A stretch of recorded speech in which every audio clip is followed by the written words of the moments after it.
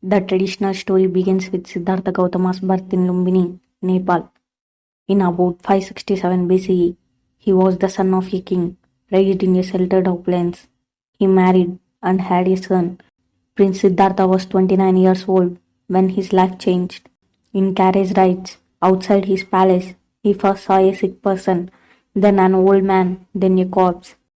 These shook him to the core of his being. He realized that his privileged status would not protect him from sickness, old age, and death. When he saw a spiritual seeker, a mendicant, holy man, the urge to seek peace of mind arose in him. The prince renounced his worldly life and began a spiritual quest. He sought teachers and punished his body with ascetic practices, such as extreme, prolonged fasts. It was believed that punishing the body was the way to elevate the mind, and that the door to wisdom was found at the edge of death. However, after 6 years of this, the prince felt only frustration. Eventually, he realized that the path to peace was through mental discipline.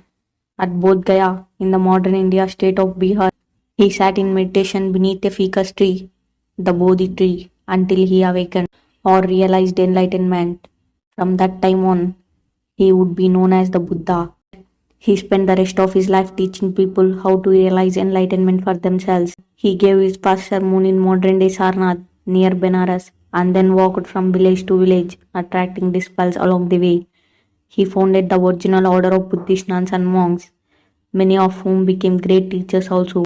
He died in Kushinagar, located in what is now the state of Uttar Pradesh in northern India, about 483 BCE. The traditional story of Buddha's life may not be factually accurate. We have no way to know for certain. Historians today generally agree that there was a historical Buddha and that he lived sometime in the 4th through 6th centuries BCE, give or take. It's believed that at least some of the sermons and monastic rules recorded in the oldest scriptures are his words, or something close to his words. But that's as far as most historical scholars will go. Have there been other Buddhas? The Theravada Buddhism, the dominant school of Southeast Asia, it is thought there is only one Buddha per age of humankind.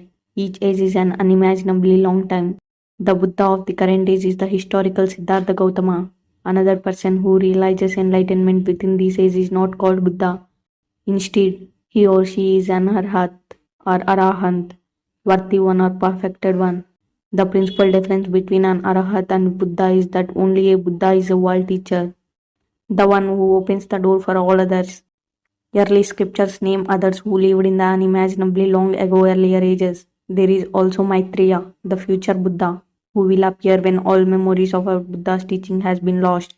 There are other major traditions of Buddhism called Mahayana and Vajrayana, and these traditions put no limits on the number of Buddhas there can be. However, for practitioners of Mahayana and Vajrayana Buddhism, the ideal is to be Bodhisattva, one who vows to remain in the world until all beings are enlightened. What about Buddhas in Buddhist art? There are multitudes of Buddhas, especially in Mahayana and Vajrayana scriptures and art. They represent aspects of enlightenment, and they also represent our own deepest natures. Some of the better known iconic or transcendent Buddhas include Amitabha, the Buddha of boundless light, Baisajyaguru, the medicine Buddha who represents the power of healing, and Vairakona, the universal or primordial Buddha who represents absolute reality. The way the Buddhas are posed also convey particular meanings. The bald, chubby, laughing fellow many Westerns think of as Buddha is a character from 10th century Chinese folklore. His name is Buddha in China or Hota in Japan. He represents happiness and abundance, and he is a protector of children and the sick and weak. In some stories, he is explained as an emanation of Maitreya, the future Buddha. Do Buddhists worship Buddha?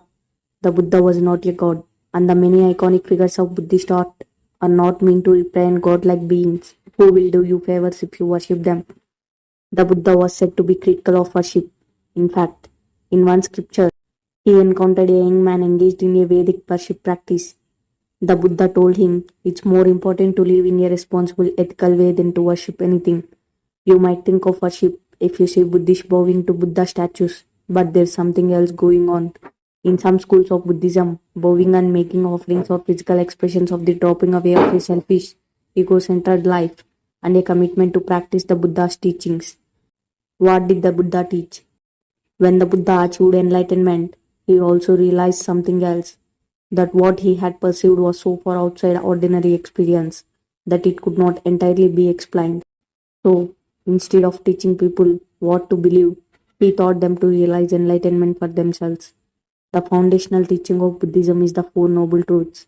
Very briefly, the first truth tells us that life is dukkha, a word that does not translate neatly into English. It is often translated as suffering, but it also means stressful and unable to satisfy. The second truth tells us dukkha has a cause. The immediate cause is craving. His name is Buddha in China or Hota in Japan. We experience life in a narrow, self-centered way, going through life, craving things we think will make us happy, but we find satisfaction only briefly, and then the anxiety and craving start again. The third noble truth tells us that we can. His name is Buddha in China. Merely adapting Buddhist beliefs will not accomplish this. However, liberation depends on one's own insight into the source of dukkha. Craving will not cease until you realize for yourself what's causing it. His name is Buddha in China or Hot. The Eightfold Path might be explained as an outline of 8 areas of practice, including meditation, mindfulness, and living an ethical life that benefits others, that will help us live happier and find the wisdom of enlightenment. What is enlightenment? People imagine that to be enlightened is to be blissed out all the time, but that's not the case. And achieving enlightenment does not necessarily happen all at once. Instead of teaching people what to believe, he taught them to realize enlightenment for themselves. The foundational teaching of Buddhism is the Four Noble Truths. Very His name is Buddha in China. One way to understand this is to say that the enlightenment of the Buddha is always present, whether we are aware of it or not. Enlightenment, then, is not a quality that some people have and others do not. To realize enlightenment is to realize what already is. It's just that most of us are lost in a fog and cannot see it. Is there a Buddhist Bible? No, not exactly. For one thing, the several schools and denominations of Buddhism do not all use the same canon of scriptures. A text esteemed by one school may be unknown in another school. Further, Buddhist scriptures are not considered to be the revealed words of a god that must be accepted without question. The Buddha taught us to accept no teaching on authority alone, but to investigate it for ourselves. The many sutras and other texts are there to guide us, not to indoctrinate us. The important point is that Buddhism is not something you believe, but something you do. It's a part of both personal discipline and personal discovery. People have walked this path for 25 centuries, and by now there are plenty of directions, signposts, and markers. And they have mentors and teachers for guidance, as well as many beautiful scriptures.